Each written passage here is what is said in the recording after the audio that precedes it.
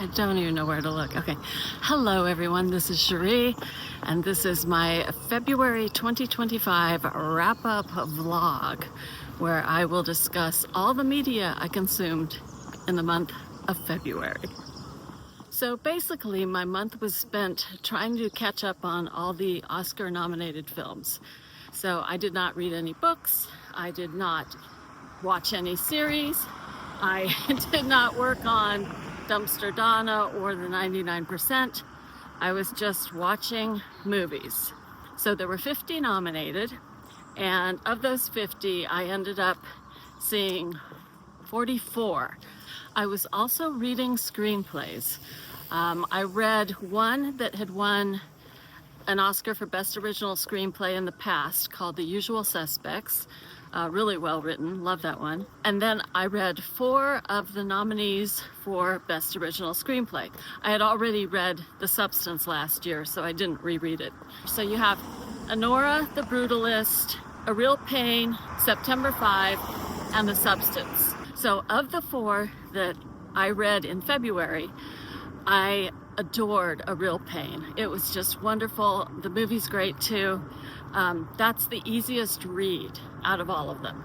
So I highly recommend that you read A Real Pain.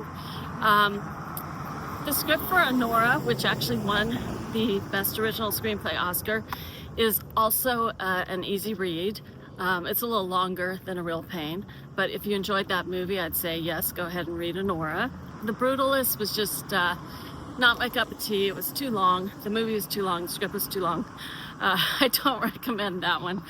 And what was the other one? Oh, September 5. Okay, so September 5, like hardly anyone saw the movie or heard about it as well. If you saw the movie Munich by Steven Spielberg, which was about one perspective of the terrorists that took hostages during the Olympics in the 70s. I don't remember which year it was.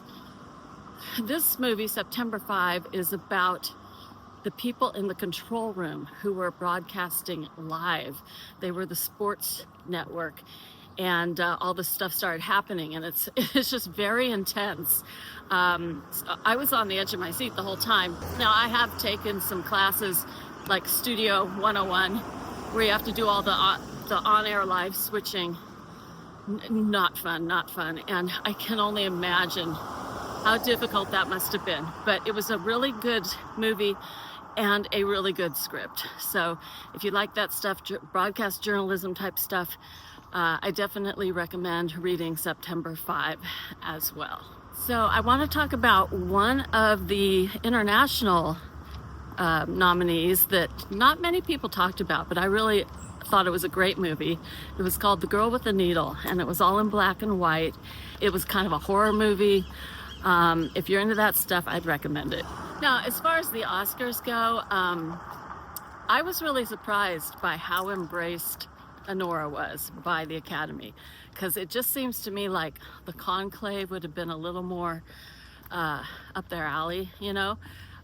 It received, I think, 5 Oscars. Sean Baker received like 4 of them. And I was sad that Demi Moore did not get the Best Actress Oscar. Mikey Madison for Anora did. And they were both really good performances, but you know, I was rooting for Demi. Especially since The Substance was my favorite film of 2025. Sorry, 2024. And what else? You know, I honestly feel like in the future, the films that are going to be most remembered from 2024, the ones that people are going to, you know, replay over and over again, are going to be Dune Part 2, The Substance for horror fans, and Wicked Part 1. So we'll see how things pan out. But, you know, I was a little bit sad that the movie I love the most didn't get that much representation. It did win Best Hair and Makeup, of course. So yeah, so those are my thoughts on the Oscars for the 2025 Oscars. Now let's go on to the Harvard PhD film list. So I got through another 10. I'd already seen some of these. But the ones I want to talk about, well, two that I hadn't seen before. One was called Last Year at Marienbad, and that was amazing. It takes place in a hotel, and it's really surreal.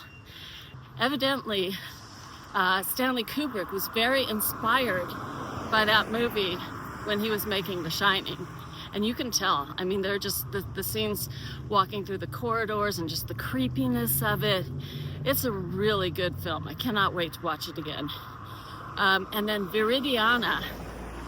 It's just this really bizarre story about someone who's going to be a nun, but then she has to go visit her uncle and things happen, and then she ends up staying there and trying to help the poor people at her uncle's estate, and how things just go awry. And it's really good too. I want to see that one again.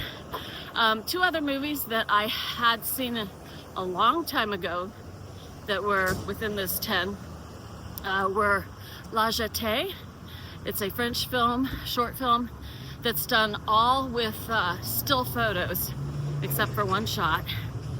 And it was the inspiration for 12 Monkeys, the movie by Terry Gilliam. And I watched it again because it was short, and I enjoyed it the second time, but I didn't love it as much as I did the first time. And then there's 8.5 by Fellini. I had read the script for 8.5 a few years ago, and it was horrible. It was a horrible read, okay? And I had already seen the movie a couple times. I loved the movie. Hated reading the script. And so I am gonna rewatch 8.5. I didn't do it, in February, but I am gonna rewatch it just to make sure that, I wasn't going crazy. Because maybe, the script just didn't convey what the film did, So that's it. I'm gonna wrap up here, and I will see you in the next video.